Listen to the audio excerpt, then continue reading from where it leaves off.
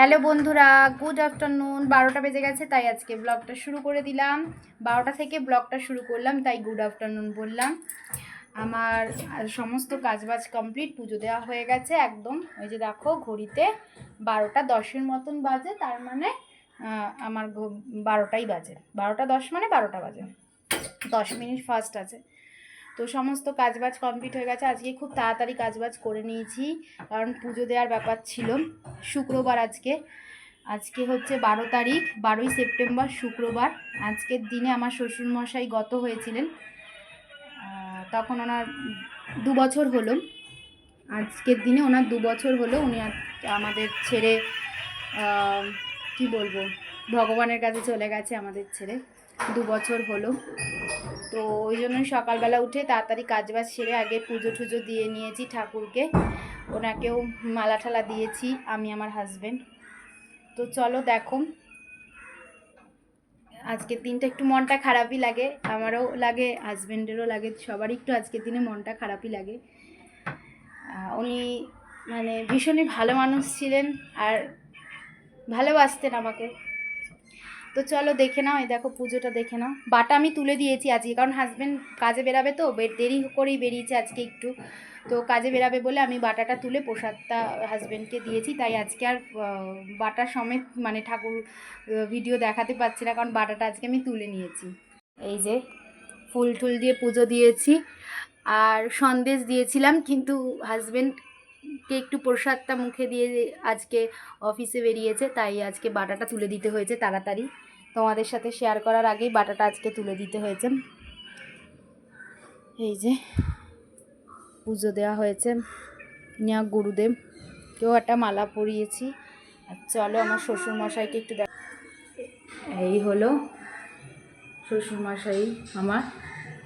প্রায় দিনই তোমাদের ব্লগে আমি দেখিয়ে থাকি, হয়তো বুঝতেই পারো, কারণ যেহেতু ফ্রিজের ওপর ছবিটাকে রেখেছি। ফ্রিজের ওপর এই কারণে ছবিটা রেখেছি, কারণ এই যে শ্বশুরমশাই সামনে বরাবর যেই যে জানালাটা আছে, এটা উত্তর দিক।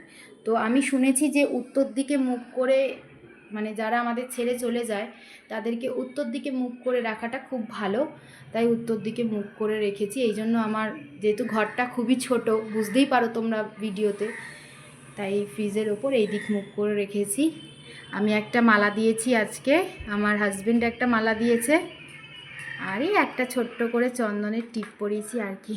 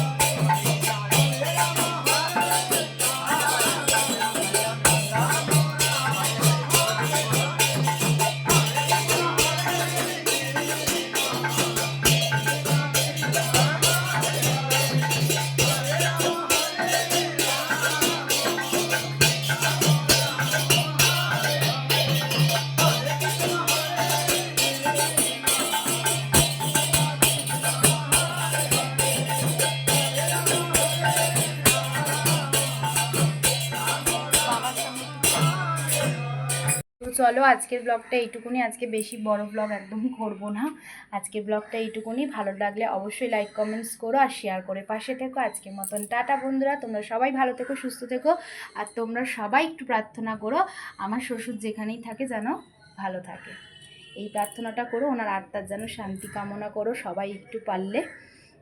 তো চলো আজকের মতন টাটা, আজকে মিনি ব্লগটা এইটুকুনি।